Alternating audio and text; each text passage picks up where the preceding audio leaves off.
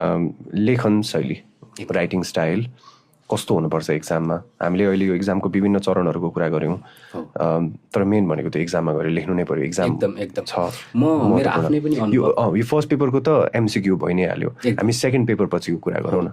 मेरो आफ्नै पनि अनुभव, मलाई पढ्न चाहिँ एकदम रुचि, म पढ्न मन चाहिँ पढाउने, तर लेख्न डराउने छ। एकदम डराउने कि होइन।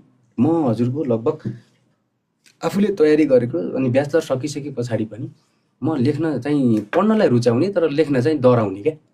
मेरो त राम्रो हुँदैन, अझै राम्रो भएको छैन, मेरो फुल प्रिपरेसन गरेर बल्ल लेख्न थाल्छु भन्ने चाहिँ मलाई लाग्थ्यो। अनि एक दिन मैले त्यसै सन्दर्भमा एकजना साथीसँग चाहिँ त्यही सेयर गरेँ, मलाई अलि लेख्न त अहिले अझै मेरो भएको छैन राम्रो, अहिले लेख्दैन म जब फुल प्रिपरेसन मलाई कन्फिडेन्ट लाग्छ म चाहिँ अब जस्तो क्वेसन पनि चाहिँ डिल गर्न सक्छु भन्ने लाग्छ, अनि पल्ल लेख्न सुरु गर्नुपर्छ भन्ने मैले सेयर गरेँ। अनि त्यसपछि उहाँले चाहिँ त्यस्तो गर्यो भने तिमीले नाम निकाल्न सक्दैनौ, भनौँ न तिम्रो त्यो तपाईँले यो चाहिँ खासमा पढेर आफूले लेख्ने कुरा गर्नुभएको होइन, लोकसेवा आयोगको कि हरेक जेको पनि होइन। त्यो पढ्दाखेरि लेख्ने कुरा न भन्दा पनि क्वेसन डिलिङको कुरामा यो लोकसेवा आयोगसँग सम्बन्धित। लोकसेवा आयोग जब हामी इक्जाममा लेख्ने कुरा भन्यो, लेख्ने कुरामा चाहिँ लोकसेवा आयोगको पढ्ने बेलामा लेखेर पढ्ने कुरा त आफ्नो व्यक्तिगत कुरा भयो।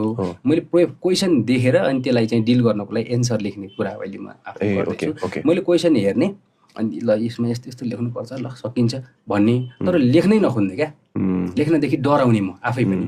अनि त्यसपछि अनि होइन, उहाँले चाहिँ मलाई त्यसो भनिसके पछाडि अब लेख्नु चाहिँ पर्छ भनिसकेपछि अनि म हाम्रो चाहिँ इन्स्टिच्युटहरूमा जाने र इक्जाम दिएँ। मक टेस्टहरू दिएँ।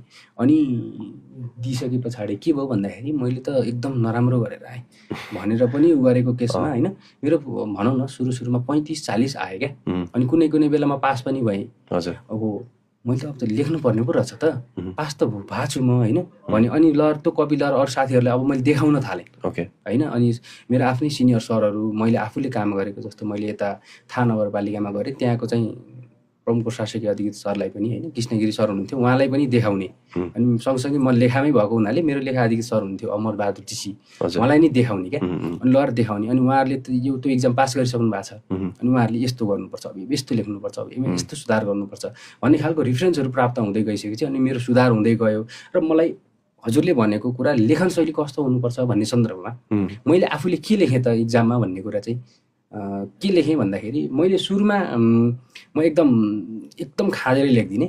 अनि एकदम जति मेरो मनमा आउँछ त्यति लेख्दिनँ। खाँदेर भन्नाले भनेको मतलब एकदम के इन्फर्मेसन प्याक्ड गरेर, त्यो भनेको मतलब त्यो जुन हजुरको उत्तर पुस्तिकामा पनि एकदम के त्यो खाँदेर क्या हुन्छ नि, जुन हामीले भन्छौँ धेरै इन्फर्मेसन समावेश गर्ने कि के हो होइन, त्यो भने एकदम शब्दहरू नजिक लेख्ने, धेरै लेख्ने। अनि त्यस पछाडि हामीले जुन कहानी लेखे जस्तो लेख्ने क्या।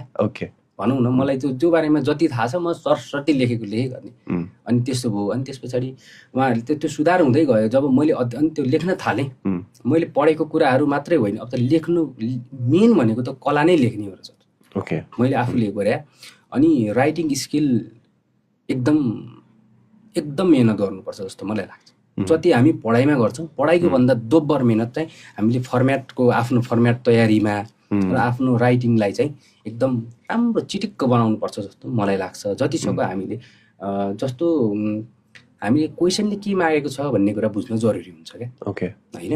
अनि क्वेसनले मागेको कुराहरू बुझ्न सक्यौँ, त्यही अनुसारको लेख्न सक्यौँ भने हाम्रो अलिकति राम्रो साबित हुन्छ। नभए भने त जुनसुकै प्रश्नको पनि लेख्ने त हजारौँ परीक्षार्थीहरू हुनुहुन्छ नि, प्रश्न त सबैले लेखिन्छ, उत्तर त सबैले लेखिन्छ, तर हाम्रो उत्तरले त्यो प्रश्नले खोजेको कुरा चाहिँ हामीले त्यसमा प्रस्तुत गर्न सक्यौँ कि सकेनौँ भन्ने कुरा चाहिँ मुख्य हो जस्तो लाग्छ। त्यसकारण एउटा कुरा हाम्रो यो अन्डरस्ट्यान्डिङ के छ भन्दाखेरि एउटा इन्ट्रोडक्सन हुनुपर्छ, अनि बिचमा मेन बडी पार्ट हुन्छ, त्यसपछि कन्क्लुजन हुन्छ भन्ने छ। त्यो सबैजनाको बुझाइ, तपाईँको पनि त्यही नै हो बुझाइ? त्यसरी नै लेख्नुपर्छ उत्तर? एकदम हो सर होइन, मेरो पनि बुझाइ त्यही नै हो। तर के पनि हो भन्दा जस्तो कोही साथीहरू हामी नै पनि, म पनि सुरुमा त्यही नै गर्थेँ, इन्ट्रोडक्सन चाहिँ धेरै लेख्ने, आधी पेज पुऱ्याउने है। अनि मेन बडी पार्ट छ नि, जुन बडी पार्ट चाहिँ अब जति चाहिएको हो त्यति नबनाएर अलिक कम लेख्ने र निष्कर्ष फेरि आधी पेज पुऱ्याउने, त्यो म नै हो कि होइन। भनौँ न मेरो आफ्नो सुरुको गल्ती कमजोरीहरूको कुरामा गर्दैछु, जो अरू साथीहरूलाई पनि त्यसले सपोर्ट गर्छ जस्तो मलाई लाग्छ होइन। अनि जस हामीले क्वेसनले मागेको कुरा लेख्नुपर्ने पार्ट भनेको बडी पार्ट होइन एकदम। र हामीले जुन इन्ट्रोडक्सन पार्ट गर्छौँ त्यसमा धेरै कुराहरू लेख्ने भन्दा पनि त्यसलाई ओपनिङ गर्ने भन्ने छ क्या, ओपनिङ गर्ने अनि त्यस पछाडि बडी पार्टमा चाहिँ हाम्रो क्वेसनले खोजेको कुराहरू लेख्ने र अनि निष्कर्ष भनौँ कन्क्लुजनमा चाहिँ वे फरवार्ड दिने होइन। अब के हुन्छ त कस्तो अब चाहिँ यस्तो गर्नुपर्छ, अब यस्तो गर्नुपर्छ अथवा यस्तो हुनुपर्छ।